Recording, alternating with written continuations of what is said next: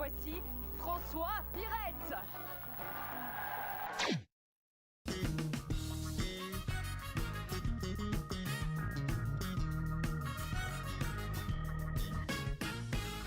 Il y a également en Belgique des présentateurs, des humoristes qui ont un succès considérable. Oui. C'est vrai que les Belges regardent beaucoup nos émissions, mais ils ont eux aussi des émissions qui font un malheur. Et il y a une émission qui s'appelle Les gens d'en bas, diffusée chaque mois sur la chaîne RTL TV, présentée par un humoriste qui est passé chez nous dans l'émission de Ruquier à France Inter il y a des années, qui s'appelle François Pirette. Tu voulais qu'il soit là? Je voulais qu'il soit là d'abord parce que c'est mon ami. Secondo, c'est parce que il est de Jemappes et moi j'ai passé la moitié, enfin le premier tiers de ma vie à Jemappes. Vous avez grandi dans la même rue? À 20 ans d'écart. Hein. Oui, à 20 ans d'écart. Il a 20 ans de moins que moi quand même, le gamin. Oui, mais pas loin, à quelques centaines de mètres. Et puis nous nous sommes rapprochés petit à petit jusqu'à ce qu'on devienne vraiment amis. Et il a un talent qui mérite vraiment de passer en France. Oui. Voici François Pirette.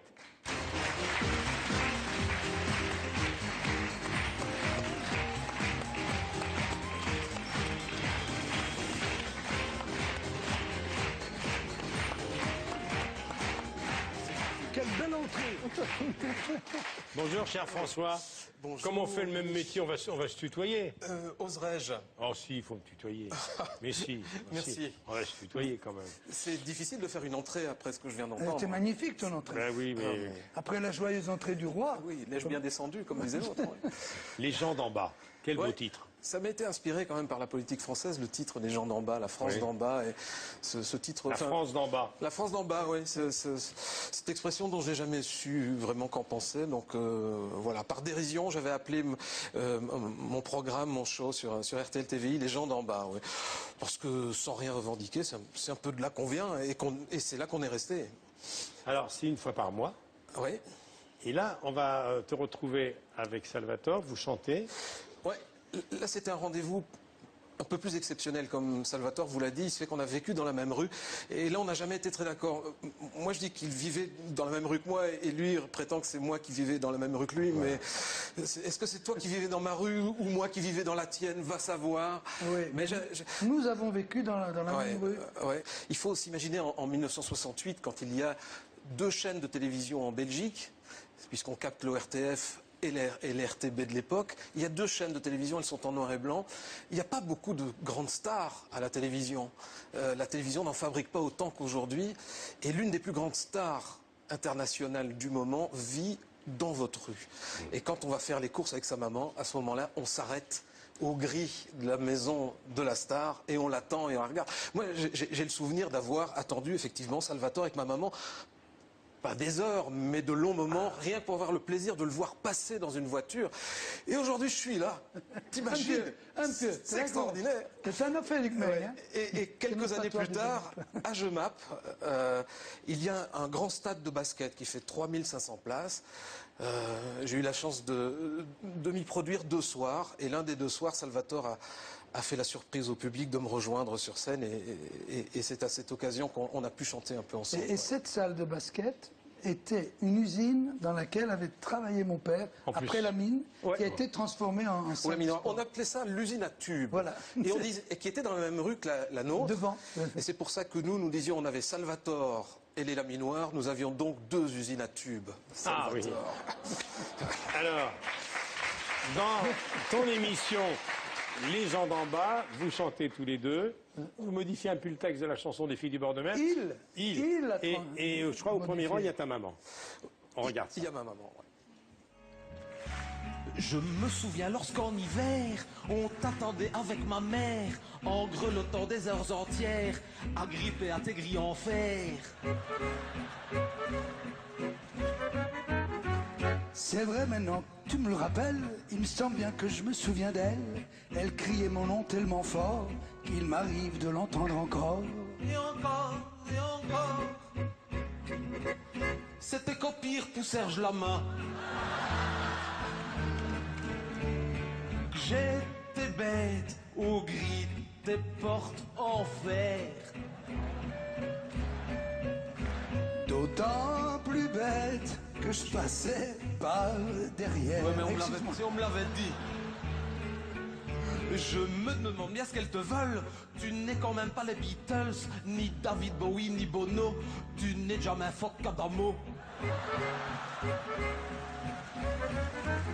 Lâchant une pointe de jalousie, faut dire que question de jolie fille, c'est pas avec tes bigoudis, tu veux les laisser raviolis.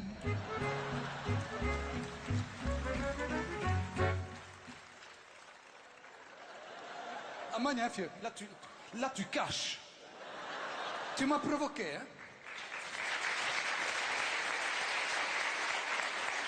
Et je n'invente rien. Vous pouvez pas savoir que d'avoir passé sa jeunesse à Jemap, on ne peut rien faire sans qu'on ajoute derrière comme Adamo. Vous pouvez pas dire, tiens, je vais acheter mon pain chez Moulard. Ah, comme Adamo. Tiens, hier j'étais boire un verre à la Couronne, comme Adamo. J'ai acheté des chaussettes blanches, comme Adamo. Tout était comme Adamo. Ouais, j'ai été à l'école, comme Adamo. C'est tout comme Adamo. Alors, François Pirette, tu es belge, Ouais. mais tu vis en France depuis 20 ans. Oui, je travaille en Belgique. Ça n'a rien à voir avec les impôts?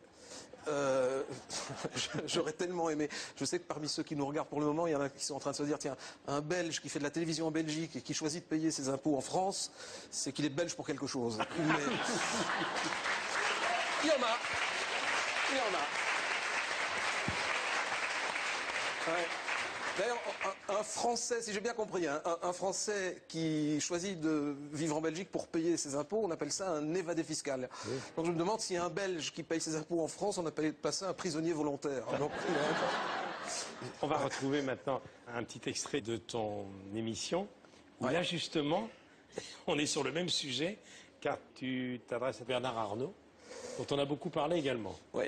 En fait, dans mes shows, j'ai toute une série de personnages. Oui. Mon personnage fil rouge, mon personnage fétiche qui m'a été beaucoup inspiré par ma maman, je l'avoue, est une dame en bigoudi qui a son franc-parler et qui a sa logique. Et lorsque Bernard Arnault est venu s'installer à côté de chez toi, c'est ton nouveau voisin. Je rappelle que Bernard Arnault, c'est le premier du luxe dans le monde. Voilà. Hein, le groupe LVMH. C'est ça. C'est quand même quelqu'un, je trouve, d'héroïque, de gagner sa vie dans l'industrie du luxe, alors qu'aujourd'hui, pour beaucoup de gens, c'est un luxe de pouvoir gagner sa vie dans l'industrie. Oui, exactement. On voit ça, on regarde. Madame, je pense qu'il y a erreur sur la personne. Je suis Bernard Arnault. Bernard Arnault, oui, le multimilliardaire, la 4e fortune du monde. Attends, multimilliardaire, 4e fortune du monde. Ouh. Écoute, au début, je ne l'avais pas trouvé bel homme, mais tout à coup, il avait du charme.